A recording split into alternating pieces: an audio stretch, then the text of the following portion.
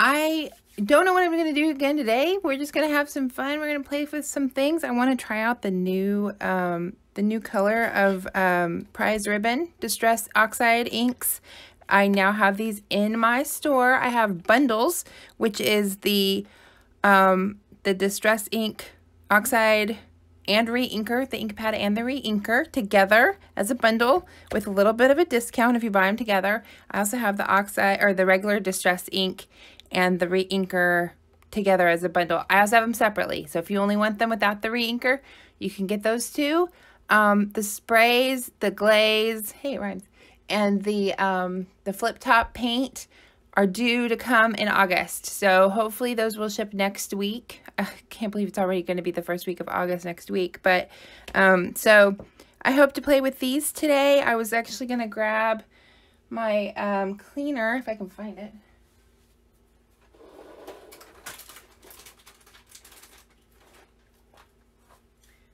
I have this cleaner. This is not ink on here, this is paint. So we're gonna see how much this archival ink cleaner, this is for archival ink, which is, you know, the Ranger archival ink. So this is the cleaner, and I'm just gonna do a quick, I tried to already wash this off with some water, but we're just gonna do a quick clean up of this mat, because what I want to do with the Distress ink is show you a cool trick that makes it kind of look like watercolor. So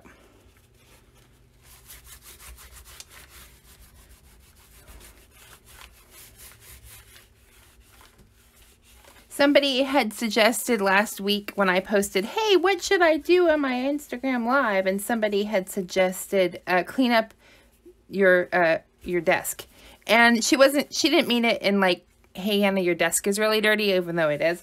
What she meant was like how to organize your desk and your workspace. And you know, I will take a page from Dina Wakely in saying that I don't have a very clean desk, and the only thing that I can tell you in suggestion in that is try to tidy up after you do each project. That's what I say. Try to put things, have a designated location for them, and put them away if you can. That's what I do. Most of the time stuff just gets squished to the sides. That's pretty much where things go, so that I can have an empty space to work on right here in the middle. But this is actually picking up this is acrylic ink, or acrylic paint. So it's pretty good that the archival cleaner is able to clean up some acrylic paint off of there. That's pretty interesting. It is not, normally I would think that archival would, that acrylic would just stay on there forever, but it's actually doing a decent job of cleaning it. So also it helps that it's a silicone-ish kind of mat.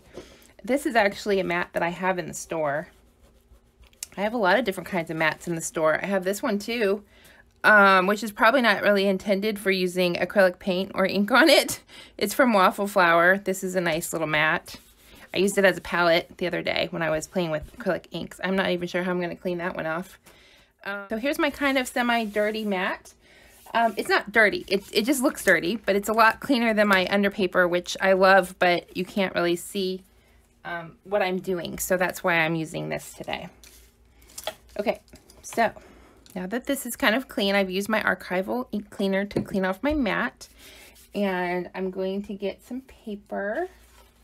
I can find some paper. You can tell that I've been anticipating today a lot, haven't I? Yeah. This is a piece of Altenew cardstock, and I sell this in packs in nice size packages. So, okay, here's what I want to do. I'm going to cut this paper.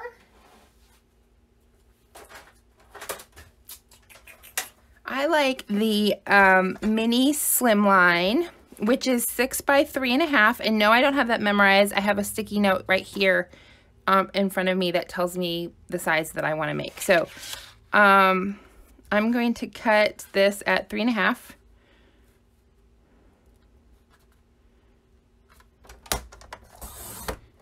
And then I'm going to turn it and cut it at 6. And that should be the right size for a mini slimline. And you might tell me, well, no, you're supposed to make it smaller so that you can put it inside, or make it smaller so you can layer it, but that's fine because I'm just doing a background. And then this one you can cut down and make that into an artist trading card, I think. Let me see my cutter again. Because an artist trading card is 2.5, which is what this is, by 3.5. Look at that. The piece that you cut off the top of the slimline is the right size for, I think it's 2.5 by 3.5, for a artist trading card. Perfect. Yep. Love it. Okay. And this also goes really well today with the, we still have a few days left of the PCL Color Challenge, which is, as you may or may not remember, the PCL Color Challenge is that each month I pick a color. This month I picked blue. How convenient that it happens to be the same color as something, as a new ink color. I did not know what the color was going to be before I picked it. Before I picked blue, I just picked blue because the choices were blue or orange, and I like blue. So we picked blue this month. The idea is to focus on a different color every month and to explore that, what you have that's already that color, what you don't have, and you want to get some more things that are that color, and just create something using the color of the month. And so I find it a way to be very inspiring, and I love seeing what other people create. And then when you create something, if you tag me on Instagram, PeaceCraftLove, you could tag PCL Color Challenge. Just remember to remind you what it is that you're doing. If you tag me, it helps me know that you did it. And each month I'll pull a name from the people who have used the tagged me to let me know that you made a post. And even if you don't want to do Instagram, maybe you want to do Facebook, you want to send me an email, you can do that too, because I will accept entries from any place. Okay, just send me an email, let me know, send me a picture of what you've created, and I will happily include you in the drawing. All right, so my experience here is we're going to do kind of a watercolor background. This is what I'm going to do, okay? Now, it's been a while since I've worked with Distress. Distress ink doesn't react with water the way that oxide does, okay? You guys probably know this better than I do, so I'm going to take my ink pad, I'm going to squish it on my mat. That's why I was cleaning my mat up, okay? And I probably should have squished it over in the middle of my paper, of here. I'm just used to doing it off to the side. And then I'm just going to spray it with some water.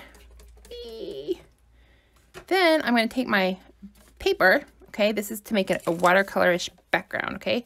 I'm just going to put it down and squish it all around. And then you get to see the background. Isn't that cool? Now my paper, honestly, this paper is nice white cardstock. It's not the best for water, okay? So that's why it's crinkling. It doesn't overly like water that much, okay? I really like this spray. I can't wait for the spray to come in. That's what I'm looking forward to. All right, so then the oxide. I didn't ever know I would be one of those people that really likes sprays. Okay, we're gonna do some oxide. I feel like the oxide tends to have more of a chalkier look, but it also just has a really interesting effect when it gets with water.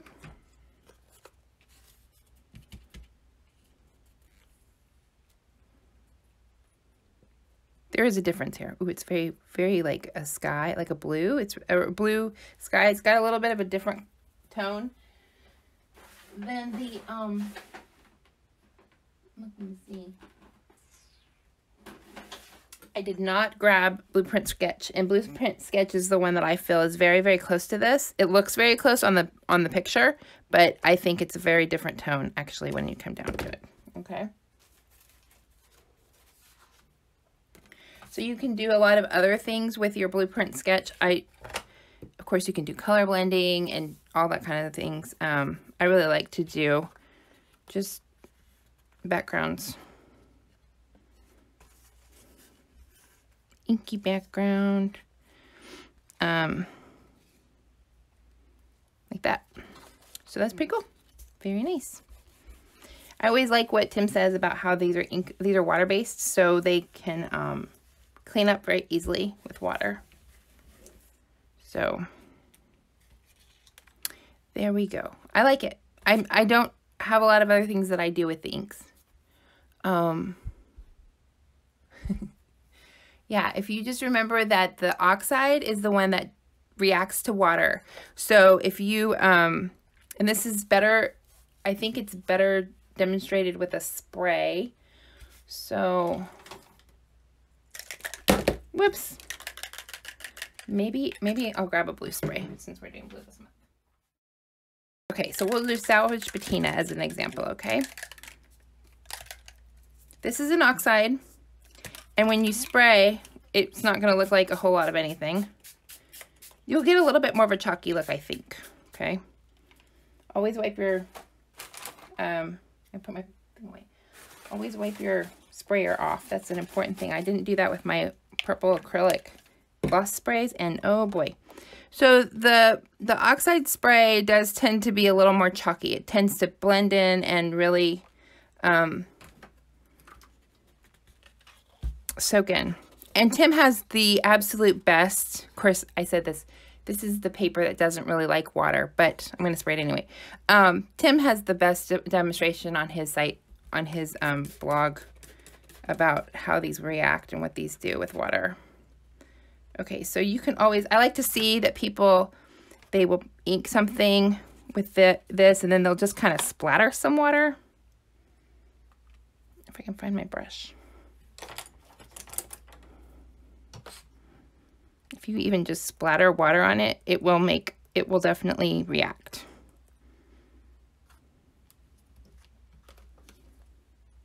You can see, you'll see it oxidize. Okay. This one's already wet, so it's kind of hard to tell because it's ink. But the distress won't necessarily react to the water. It will just, see how it got that really cool mottled look. So, yeah, it does take some practice in using it. It took me a long time to learn the difference between oxide and distress until I started playing with them and using them more. And then I was like, oh, that's what they do.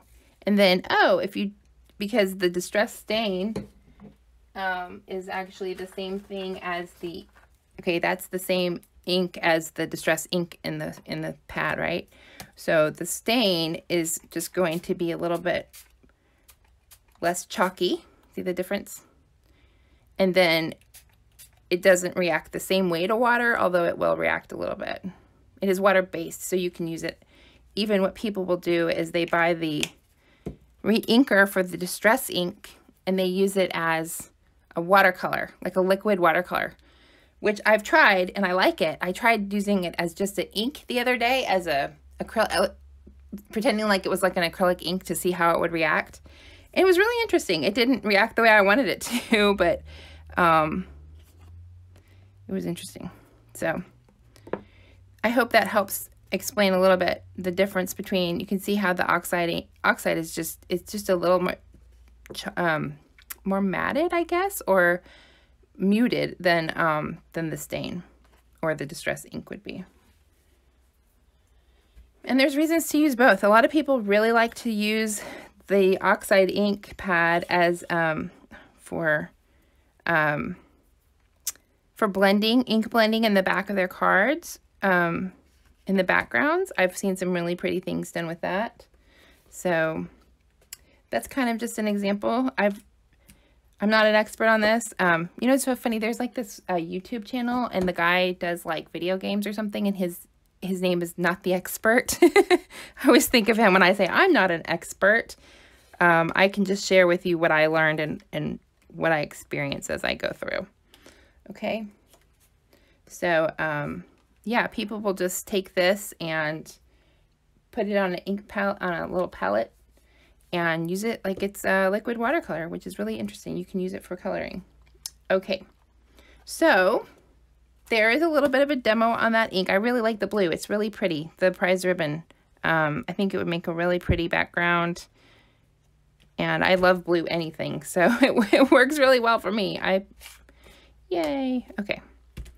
All right, so then the next thing I wanted to do was, let's talk about really quick, I want to mention that I do have 2 new things if you're not already in the vault. If you don't already have access to the vault because you haven't joined my newsletter yet, please jump over to my bio link and join my newsletter.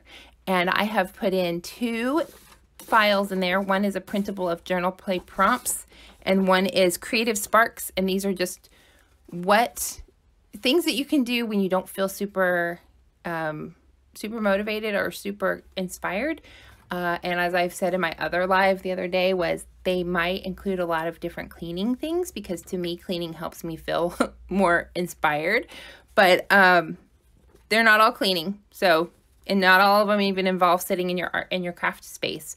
You might even just, one of them's like, go on Pinterest and look around, or go on, you know, just look for inspiration in different places. Actually, I should have probably put on there, go for a walk, but I made 11 of them.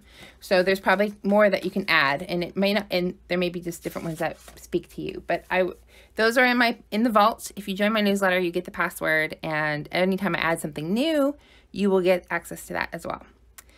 Then the next thing is, and this is kind of a sneak peek because I'm really officially announcing it on Friday since it's closer to August, but I wanted to let you guys know, and hopefully you'll share about it too. And this is the challenge that I'm hosting for oh, good. Yay, go join the newsletter really quick. Okay, so the challenge I'm hosting in August is called Tag Your It. It goes along with the color. We're still going to do a color challenge, but this is just an extra challenge, and it's a photo prompt challenge. And I really wanted to focus on using tags, because I have a lot of tags in the store and I have a lot that I use. And so I've been very excited to start playing with tags. And I've been trying to use them more in what I work on, and I see them everywhere. I just see them everywhere. So I decided to do a photo prompt challenge called Tag Your It. And that means that I'm posting a page that has all the different all the prompts for each day, right? I'm not gonna keep track of if you're following the prompts or not, right? The idea is that you follow the prompt. You can do a tag, or you can do anything you want and just follow the prompt and tag me, tag Peacecraft Love, tag the tag that I'm PCL Tag Your It, right? And then we're just gonna have fun. It's gonna be a fun challenge, and the fun layer on top of that will be to use the color, which I'm going to announce on Friday. I'm not telling you the color beforehand. And no, it's not blue, unfortunately. But there's so many fun tags out there. And now that now that I've said it, you'll see more and more tags showing up in people's posts. I've seen the most fun little tag books. I've seen people using tags for just little pockets and tuck-ins, and you can create your own tags. It's really easy. There's all kinds of YouTube videos about how to make your own little tag book, and so I'm excited to try doing some of that. Also, my buddy Ricky, I bought a journal from her not that long ago, and she sent me this little baggie that has lots of cute little bits. She calls them bits and bobs, and hers even have some little tags that she made, right, with quotes. So these are fun. I mean, I consider that kind of like a tag. Things that you can put in your journal, on your pages, in your cards. I've just been starting to, as I find things all around, I'm kind of collecting. I have a lot of tags, like I said, all around my craft room, all around my store. I have these little tags that are white cardstock from Dina Wakley. I have packages of ones that are from Letter It. If you look up Letter It, it's by Ranger. It's tags about this same size, but we have them in black and craft and white or cream. I can't remember what colors, but there's a lot of different blank tags if you look that up. So just go check that out when you get a chance. And you know, the challenge is going to run the whole month of August, so you'll be able to do lots of different things with tags, okay? And you can also just make your own. They're very, very easy to make. I've made my own several times. I also bought like a box of just, you know, shipping tags that have the little string sticking off of them, and those are perfect for doing all kinds of different art stuff. So, okay, so that's my tag challenge, and I'm going to be posting I'm in thing, whatever this is called, an image that you can say, hey, I'm in, and you can share it, and then you can tag me, and then your friends will want to play, and it will just be so much fun. And you can follow the tag, and then you can see all the things that other people are doing, and you know, just to get excited about things. Okay, get excited about tags, and it'll be fun. And if you have a YouTube channel, do a video about it too, because I'm going to do some videos, and it'll just be lots of fun. There's going to be some people doing some YouTube video hop with me, and it is just going to be fun. Okay, so the next thing, this is just kind of a mishmash day, but that's okay. I want to do, I think, I want to try, because so today, this is kind of an experiment, so bear with me, guys. Okay, so the prompt for today's Mixed Media ICAD is foiling, and I don't have in my own possession anything to do foiling. I have foiling supplies in the store. I even sell a foiling machine. I sell foiling hot plates. I sell all kinds of different things, or hot, I don't know how it works, those machines. And, but for today's ICAD, I'm going to try something. I have this kit, and it's called Flitter Glue. Ooh, the Flitter Glue kit it's actually from England. And I have an Indigo Blue as the company. But I've seen, I've watched the video from Cosmic Shimmer. I have a lot of these. These are gilding flakes. I've seen her video. It's very similar to the same process as what I'm going to do. So, of the Flitter Glue, I just want to do this because it comes, this kit that I have comes with this in the box, and you can do it, and it contains your mess. And that's part of the thing. As much as I like being messy, I don't like being messy. It's very weird. I don't like doing things that have, this is what it says to do in the instructions. I don't like doing things that have a lot of, like, mess. I have this glue pen, right? Ta-da! It's kind of a fine tip glue pen. Should work.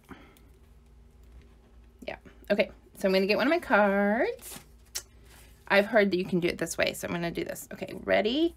I'm going to just play with my glue pen on here. This is the way I do foiling. I know a lot of people do foiling that's like very, very organized. I'm not organized. Okay. I'm just making it up as I go along. I'm going to treat it kind of like glitter. Like, I'm going to treat it as if it is like glitter, or what's it called? Embossing powder. The flakes are just, they go everywhere. That's my thing. My fingers are sticky. So, I don't know if you can see this. I've never done this before. This is all just practice. This is just, let me just try it. I know that like the Flitter Glue stuff, it has this little squishy foam thing you're supposed to do. Flip the stick to that. You can stamp it. My little thing is not, it's kind of older, so it's not really, it's kind of falling apart. Okay. Foiling. Everything's stuck to the glue. See? That's why I don't like doing sticky. I like sticky, but not, I should have put gloves on. That's what I should have done, you know. Learn as you go. Okay. Hopefully some of y'all have done this before, and you're laughing at me because you're like, yep, that's what it does. Or maybe you haven't done it before and you're like, what is this crazy person doing? Okay. Yeah, I mean, see, it gives it a really, I feel like I need a little piece of something. I don't know what I would use.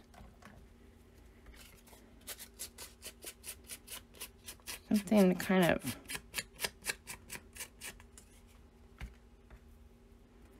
so messy. So messy. I think there's some other kind of glue that's like stays tacky, maybe. Oh. There we go. because I am not one of those other famous people who do all the stuff on their thing. I'm just let's try it. Let's throw some glue on this page and see what happens. Okay. That's really pretty though. I like that look. Isn't that pretty? Do y'all think it's pretty? I do. Some nice foiling. I know there's other ways to do foiling. There's like sheets of, you can do foiling sheets. I have all of this in my store. Believe me, I've gone through, I've done all the inventory on it. I looked at it and I said, I don't know what that is.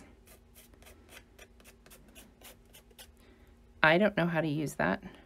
But I saw this when we were doing copper last month, and I was like, ooh, pretty sparkly. There was one, I think I might have sold all of it, but there was one of these that I had called Mold Wine. It was the prettiest combination of colors. Sometimes I have to be careful that I'm not going to buy all the things for myself that I buy for the store. That's kind of a problem. You'd think it wouldn't be a problem, but it is kind of a problem. Okay. So I guess I have to just kind of embrace the messy side and the sticky, and then we get some really interesting foiling look, right? So I'm pretty sure Nina doesn't mind if you don't, if you just kind of make up whatever you want to do for your prompt. So there we go. There we go. I like it. It's messy, but I like it. Yay, foiling. And I mostly contained the flakes in this box, which is what I said I really like about the box, is that it's got this, I'm trying to remember, I have the glue, specific glue from Cosmic Shimmer, the people that do Cosmic Shimmer. Who are these? Creative Expressions. They're also in the UK. So I have some of their special glue. I think this looks really cool. That's all that's important, is that I think it looks cool. There we go. And I learned something about foiling. Thank you, everybody, for hanging out with me today, and I hope I'll catch you on Friday on Facebook or on Saturday on YouTube. So, and thanks for joining my newsletter so you can get those prompts. Have a good day. Bye, everybody.